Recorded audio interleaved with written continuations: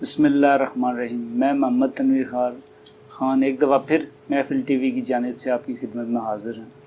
آج ہم حکیم صاحب کے پاس دمے کے حوالے سے حاضر ہوئے ہیں، بالخصوص بلغمی دمے کے حوالے سے۔ تو اس کے بارے میں حکیم صاحب سے پوچھتے ہیں کہ اس کے بارے میں کوئی نسخہ ہمیں بتائیں، تاکہ لوگوں کو آج کل اس کی شکایات کافی ہیں، تاکہ دمے سے ان کو نجات مل سکے۔ تو السلام علیکم حکیم صاحب۔ جی وعلیکم السلام تنویر بھائی، کیسے ہیں آپ؟ بہت شکریہ تنویر بھائی، آپ تشریف لائے۔ آج میں آپ کے ساتھ دمہ کے لیے ایک چھوٹا سا نسخہ شیئر کروں گا۔ جیسا کہ تنویر بھائی نے بھی کہا کہ دمہ جو ہے وہ بہت ہی کامن مرض ہے، بہت سے لوگ اس میں مبتلا ہیں اور بہت زیادہ تکلیف میں ہوتے ہیں لوگ اس کی وجہ سے۔ تو آپ نے کیا کرنا ہے کہ پنساری سے جو ہے تخم میتھی لینی ہے، تخم میتھی لینی ہے 4 تولے، ٹھیک ہے۔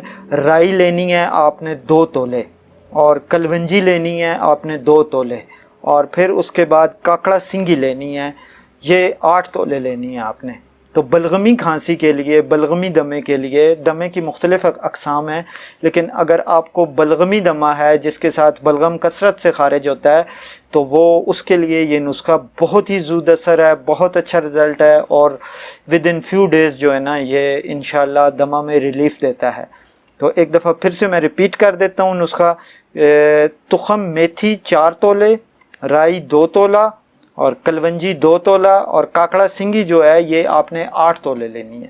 تو ان چیزوں کو ملا کے اچھے طریقے سے ان کا صفوف بنائیں، اور پھر اس کو جو ہے نا صبح شام آدھی چمچ گرم پانی کے ساتھ استعمال کریں۔ انشاءاللہ اللہ کے حکم سے اللہ پاک اس میں آپ لوگوں کے لیے شفا دے گا۔